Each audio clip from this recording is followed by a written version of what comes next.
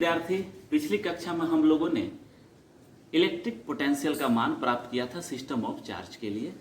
और आज हम इस टॉपिक को क्लियर करने के लिए कंटिन्यूअस चार्ज डिस्ट्रीब्यूशन बॉडी के निकट बिंदु पर इलेक्ट्रिक पोटेंशियल का मान प्राप्त करेंगे।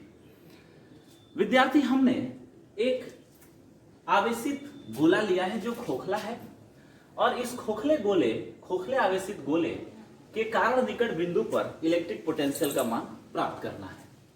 तो हमारा टॉपिक है electric potential due to hollow charge sphere, खोखले आवेशित गोले के कारण विद्युत विभव। विद्यार्थी, सबसे पहले हमको समझते हैं कि अगर हम किसी खोखले गोले को आवेशित करते हैं तो उस गोले पर आवेश का वितरण किस प्रकार होता है। विद्यार्थी, जब हम किसी खोखले गोले को आवेश देते हैं तो उसका समस्त आवेश गोले के सतह पर वितरित हो जाता है। क्योंकि खोखला गोला है तो उसके अंदर तो कोई द्रव्यमान होगा नहीं, समस्त द्रव्यमान उसकी त्रिज्या r दूरी पर वितरित होगा एक समान रूप से। तो यदि हम कोई आवेश भी उसको देते हैं तो वह आवेश गोले के अंदर किसी बिंदु पर नहीं रहता है, बल्कि वो समस्त आवेश गोले के सतह पर एक समान रूप से वितरित हो जाता है। तो यहाँ पर हमने एक कैपिटल R त्रिज्या का खोखला गोला लिया है और इस गोले पर हमने कैपिटल Q आवेश दिया है जो इसके सतह पर एक समान रूप से वितरित है। विद्यार्थी, मैंने आपको पहले पढ़ाया है, जब हम इलेक्ट्रिक फील्ड पढ़ रहे थे, किसी सिस्टम ऑफ चार्ज के लिए इलेक्ट्रिक फील्ड या किसी बॉडी के लिए इलेक्ट्रिक फील्ड, तो उसमें मैंने आपको पढ़ाया था कि हैलो स्फीयर के बाहर इलेक्ट्रिक फील्ड पॉइंट चार्ज की तरह व्यवहार करता है और इसका मान होता है Q/4πε0 इंटू आर स्क्वायर, जहां R जो है वो बिंदु P जहां हमको इलेक्ट्रिक फील्ड कैलकुलेट करनी है उसकी दूरी ये है गोले के केंद्र से। और गोले के अंदर चूंकि कोई आवेश यहाँ इंक्लोजन है नहीं, गोले पर समस्त आवेश उसके सतह पर वितरित है, तो गॉस के नियम को अगर यदि हम अप्लाई करते हैं तो अगर हम इसके अंदर कोई गॉसियन सरफेस खींचते हैं तो इंक्लोज चार्ज 0 होता है और गॉस के नियम से इसके अंदर इलेक्ट्रिक फील्ड भी कितना होगा, 0 होगा, क्योंकि मैंने इसको आपको पढ़ा दिया है। तो आपको ये बात ध्यान रखना है कि यदि आपके पास कोई खोखला गोला है तो उस खोखले गोले पर यदि आप आवेश दे रहे हैं तो वो आवेश उसके सतह पर वितरित हो जाते हैं। उसके अंदर गोले के अंदर विद्युत क्षेत्र शून्य होता है और गोले के बाहर विद्युत क्षेत्र वैसा ही व्यवहार करता है जैसे गोला नहीं बल्कि यह एक पॉइंट चार्ज हो। इसी बात को विद्यार्थी हमने यहाँ लिखा है कि चित्र में Q आवेश से आवेशित R त्रिज्या का, Q आवेश से आवेशित R त्रिज्या का खोखला गोला लिया। गोले के अंदर चूंकि small r less than capital R लिखने का मतलब है कि हम गोले के अंदर हैं। स्मॉल r अगर कैपिटल R से छोटा होता है तो इसका मतलब ये बिंदु P जो होता है वो गोले के अंदर आ जाता है। तो गोले के अंदर के लिए हम गणितीय रूप में लिखेंगे small r less than capital R। पर विद्युत क्षेत्र कितना है, 0 है। जबकि गोले के बाहर का मतलब स्मॉल r का मान कैपिटल R से बड़ा होना चाहिए, क्योंकि बिंदु P बाहर तभी होगा जब हम स्मॉल r बिंदु P की जो दूरी है गोले के केंद्र से वो गोले की त्रिज्या से अधिक ले। पर विद्युत क्षेत्र कितना होगा, Q/4πε0 into R square point charge की तरह। विद्यार्थी, इसमें 3 कंडीशन बनते हैं। पहला कंडीशन क्या है? पहला कंडीशन है कि विद्युत क्षेत्र हमको प्राप्त करना है, विद्युत विभव हमको प्राप्त करना है गोले के बाहर, विद्युत विभव हमको प्राप्त करना है इलेक्ट्रिक पोटेंशियल गोले की सतह पर। और तीसरी जो अवस्था है उसमें विद्युत विभव प्राप्त करना होता है गोले के अंदर, स्फीयर के अंदर। विद्यार्थी, हमारे पास सूत्र क्या होता है? पिछली कक्षा में हम लोगों ने पढ़ा था कि अगर हमको पोटेंशियल कैलकुलेट करना है और यदि हमारे पास इलेक्ट्रिक फील्ड है तो इलेक्ट्रिक फील्ड का यदि हम लाइन इंटीग्रेशन करते हैं E.dr और माइनस साइन लगाते हैं तो हमें पोटेंशियल का मान प्राप्त हो जाएगा। तो पोटेंशियल का मान प्राप्त करने का ये तरीका है, ये फॉर्मूला है। अब इसी फॉर्मूले को हम अप्लाई करेंगे 3 कंडीशन पर। पहला कंडीशन है हैलो स्फीयर, खोखले आवेशित गोले के बाहर इलेक्ट्रिक पोटेंशियल। विद्यार्थी, खोखले गोले के बाहर इलेक्ट्रिक फील्ड कितना होगा, Q/4πε0 are square point charge की तरह। इलेक्ट्रिक पोटेंशियल कितना हो जाएगा, V बराबर -E.dr। चूंकि बाहर हम कैलकुलेट कर रहे हैं इसलिए ये E आउटसाइड है और dr। और चूंकि पोटेंशियल कैलकुलेट करने के लिए हम पोटेंशियल की परिभाषा लेते हैं और यह कहता है कि यदि हम इकाई आवेश लें और उसको अनंत से लाकर किसी बिंदु पर पहुंचाएं या अनंत से लेकर किसी बिंदु तक हम लाएं और जो हमको कार्य करना पड़े इनफिनाइट से किसी बिंदु आर तक लाने में जो कार्य करना पड़े वही कार्य हमारा कहा जाएगा इलेक्ट्रिक पोटेंशियल। तो विद्यार्थी ये बाहर में एक बिंदु है P और उसकी दूरी हमने r मान ली है और इन्फिनाइट से इस डिस्टेंस स्मॉल r तक हमको चार्ज, इकाई चार्ज को लाना है और जो हमको वर्क करना पड़ेगा वही वर्क हमारा क्या होगा, इलेक्ट्रिक पोटेंशियल बताएगा। तो हमारा जो लिमिट होगा वो इन्फिनाइट से कितना हो जाएगा, r हो जाएगा electric field E dot dr, जो कि फॉर्मूला आपने पिछली कक्षा में, पिछले लेक्चर 4 में भी मैंने इसको शायद पढ़ाया था। तो V out equal to minus infinite से r E out dr। E out क्या है, आउटसाइड में इलेक्ट्रिक फील्ड है विद्यार्थी, आउटसाइड में इलेक्ट्रिक फील्ड है Q बटा 4 pi epsilon not r square, मैंने इसको रख दिया dr। आप देखिए Q बटा 4 पाई एप्सिलॉन नॉट जो है वो कांस्टेंट है, मैंने उसको बाहर कर दिया माइनस साइन जस्ट का तस, इंटीग्रेशन इन्फिनाइट से r dr बटा r स्क्वायर। विद्यार्थी dr बटा r स्क्वायर का इंटीग्रेशन होता है माइनस 1 बाई r। चूंकि अब आप सेकेंड ईयर में चले गए हैं और आपको ये बताने की जरूरत भी मुझे नहीं है कि 1 बटा r स्क्वायर dr का इंटीग्रेशन माइनस 1 बाई r कैसे हो गया, क्योंकि मैं दिखा देता हूं यहां पर। चूंकि dr बटा r स्क्वायर को आप लिख सकते हैं dr r इनवर्स 2 और आप जानते हैं कि इसका इंटीग्रेशन करेंगे तो पावर माइनस 2 प्लस 1 हो जाएगा और जितना ये पावर है वो नीचे आ जाता है, तो ये हो जाएगा r इनवर्स बटा माइनस 1, तो r इनवर्स 1 बाई r और ये माइनस बैक रह जाएगा माइनस। अब देखिए माइनस माइनस क्या हो जाएगा, प्लस हो जाएगा, कैंसिल हो जाएगा, यहाँ पर माइनस साइन खत्म हो गया इन्फिनाइट से r के बीच में। Q बटा 4 pi epsilon not simple calculation है, अपर लिमिट रखेंगे r और लोअर लिमिट रखेंगे इन्फिनाइट, 1 बाई r है, 1 बाई इन्फिनाइट 0 हो जाएगा और इस प्रकार से आपका पोटेंशियल का मान जो होगा आउटसाइड में होगा Q बटा 4 pi epsilon not into r square. विद्यार्थी आप इस सूत्र को देखिए, जो हमने ये व्यंजक प्राप्त किया है आउटसाइड के लिए, ये ऐसा ही लगता है जैसे हम किसी पॉइंट चार्ज के लिए पोटेंशियल प्राप्त कर रहे हैं डिस्टेंस r पर।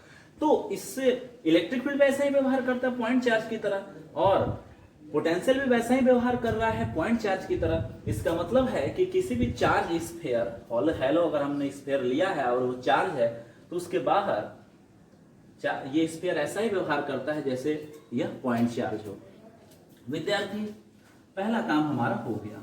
सोचिए क्या होगा यदि हम इस स्फीयर के सतह पर इलेक्ट्रिक पोटेंशियल कैलकुलेट करना चाहें।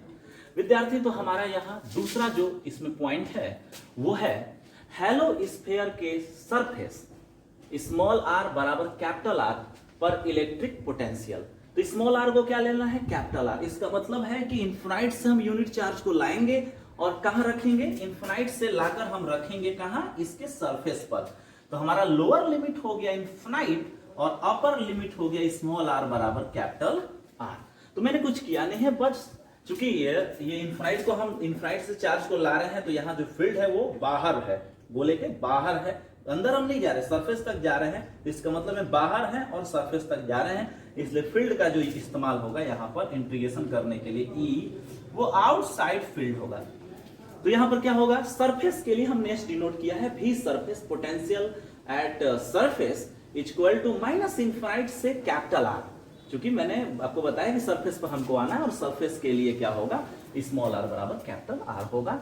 E आउटसाइड dr वही बात है जैसे मैंने यहाँ इंटीग्रेशन किया है, आप फिर यहाँ वैसा इंटीग्रेशन किया गया है माइनस Q बटा 4 pi epsilon naught infinite to R dr बटा R स्क्वायर। सेम आप देखिए यहाँ पर जैसा है, हमने यहाँ लिख दिया माइनस 1 बाई R, क्योंकि dr बटा R स्क्वायर मैंने अभी आपको दिखाया माइनस 1 बाई R होता है इन्फिनाइट से कैपिटल R। अपर लिमिट रखते हैं स्मॉल r की जगह पर कैपिटल R और लोअर लिमिट रखते हैं माइनस साइन देकर इन्फिनाइट। 1 बाई इन्फिनाइट कितना होगा, 0 हो जाएगा, क्योंकि किसी भी संख्या में बहुत बड़ी संख्या से डिवाइड करने पर वो नगण्य हो जाती है, शून्य हो जाती है। तो 1 बाई इन्फिनाइट टेंस टू 0 हो जाएगा और आपको पोटेंशियल एट सरफेस होगा Q बटा 4 pi epsilon not into R। Okay, ये हो गया आपको स्मॉल r बराबर, ये आपका हो गया स्मॉल r बराबर कैपिटल R पर, और ये पहले से जो मैंने निकाला था वो था for small r greater than capital R पर। विद्यार्थी तीसरी अवस्था है जब हम स्फीयर के अंदर पहुंचते हैं, हेलो स्फीयर के अंदर पहुंचते हैं। क्योंकि मैंने आपको पहले ही बताया कि स्फीयर के अंदर इनक्लोज चार्ज 0 है, क्योंकि समस्त चार्ज उसके सरफेस पर वितरित है, तो उसके अंदर फील्ड भी कितना होगा, गॉस के नियम से 0 होगा, जिसको मैंने यहाँ पर दिखाया भी है। और आप अब इसका इस्तेमाल यहां पर करेंगे। विद्यार्थी, मैंने एक स्फीयर लिया है और बिंदु P को, पॉइंट P को जहां पोटेंशियल कैलकुलेट करना है, मैंने स्फीयर के अंदर रख दिया है। और स्फीयर के अंदर रख देने का मतलब है कि स्मॉल r जो है वो छोटा हो जाएगा कैपिटल R से, और इलेक्ट्रिक फील्ड कितना है, 0 है। तो विद्यार्थी, हम काम करते हैं कि इनफाइनाइट चार्ज को, कॉन्सेप्ट हमारा क्या है, इनफाइनाइट चार्ज को हम लेकर आते हैं और कहां लेकर आ जाते हैं, पॉइंट P पर लेकर चले आते हैं। तो इनफाइनाइट चार्ज को हम स्फीयर के, हेलो स्फीयर के बाहर से लाते हैं, सरफेस तक पहुंचते हैं और सरफेस से फिर अंदर जाते हैं। तो हम भी इनसाइड अगर कैलकुलेट करना चाहते हैं अंदर में पोटेंशियल, तो इकाई आवेश को इनफाइनाइट से कहां लाना पड़ेगा, स्मॉल r तक लाना पड़ेगा जहां बिंदु P है। लेकिन इस प्रक्रिया को दो भागों में हम तोड़ देते हैं। पहले इनफाइनाइट से चार्ज को कहां लाइए, कैपिटल R पर लाइए, कैपिटल R पर, और उसके बाद कैपिटल R से कहां ले जाइए, स्मॉल r तक ले जाइए। बात तो वही है। तो मैंने इस इंटीग्रेशन को तोड़ दिया। देखिए, इनफाइनाइट से कैपिटल R, इनफाइनाइट से कैपिटल R और कैपिटल R से स्मॉल r अंदर में, बात वही है। आप इनफाइनाइट से डायरेक्ट स्मॉल r आ जाइए, या फिर इनफाइनाइट से पहले कैपिटल R आइए सरफेस पर और सरफेस से अंदर जाइए। तो मैंने यहां पर लिख दिया। चूंकि आप देखिए बाहर में अगर आप इनफाइनाइट से r आ रहे हैं तो यहां पर ये बाहर में आप हैं, और बाहर में है तो इलेक्ट्रिक फील्ड आपको आउटसाइड इस्तेमाल करना पड़ेगा, ई आउटसाइड। लेकिन जैसे r से आप स्मॉल r की तरफ जा रहे हैं, आप अंदर चले गए, और आपको इलेक्ट्रिक फील्ड कौन सा इस्तेमाल करेगा, अंदर वाला इस्तेमाल करना पड़ेगा। तो यहां पर मैंने इंटीग्रेशन को दो टर्म में तोड़ दिया है। एक है ई आउटसाइड dr माइनस ई इनसाइड dr। ये इनफाइनाइट से r है और ये r से स्मॉल r है। चूंकि अंदर में, गोले के अंदर में हेलो स्फीयर है, चार्ज है, और कोई इसके अंदर में इलेक्ट्रिक फील्ड कितना होता है, 0 होता है, इसलिए ये टर्म तो एग्जिस्ट नहीं करेगा, ये तो 0 हो जाएगा क्योंकि इलेक्ट्रिक फील्ड 0 है। तो कौन एग्जिस्ट करेगा, ये। और इसका मतलब ई आउटसाइड dr इनफाइनाइट से r, इसका मतलब है कौन सा इंटीग्रेशन, इनफाइनाइट से r, ई आउटसाइड dr माइनस साइन, जो कि कितना होगा, इतना। और ये किसके बराबर है, सरफेस के बराबर है।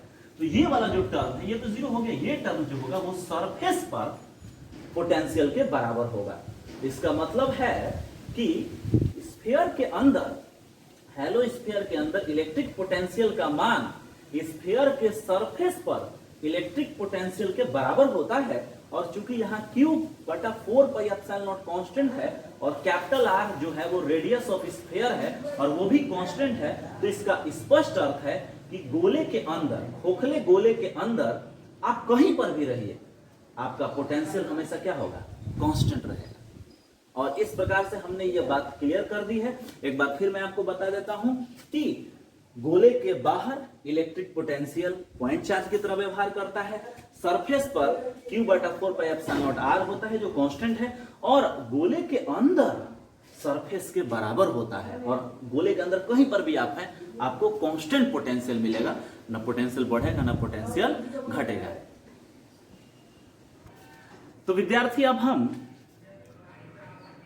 VR ग्राफ का अध्ययन करते हैं स्फीयर, इस हेलो स्फीयर के लिए। इस स्फीयर के कारण, जो हेलो स्फीयर है उसके कारण जो इलेक्ट्रिक पोटेंशियल, उसके व्यवहार का अध्ययन हम लोग ग्राफ पर करते हैं।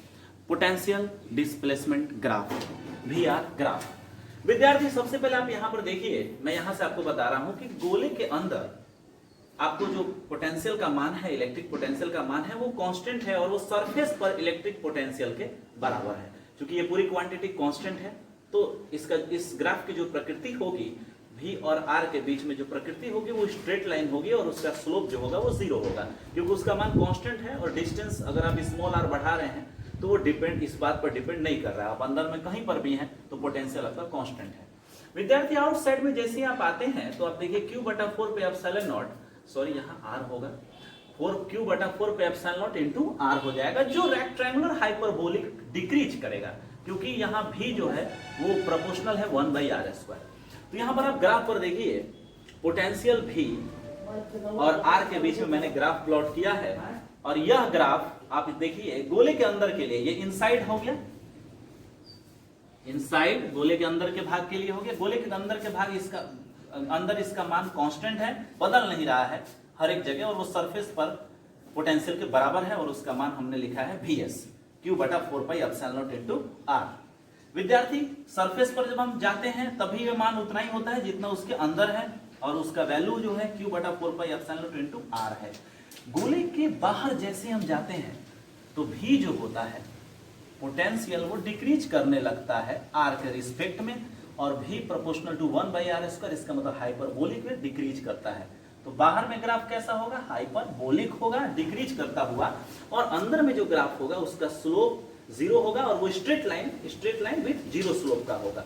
तो इससे स्पष्ट है, अगर आप इस चित्र को देखें तो इससे स्पष्ट है कि 0 से कैपिटल R के बीच में आपका पोटेंशियल जो है वो कांस्टेंट है, ना बढ़ रहा है ना घट रहा है। और जैसे ही आप गोले के बाहर जाते हैं, small r greater than capital R होता है, आपका पोटेंशियल डिक्रीज करने लगता है, just like a point charge.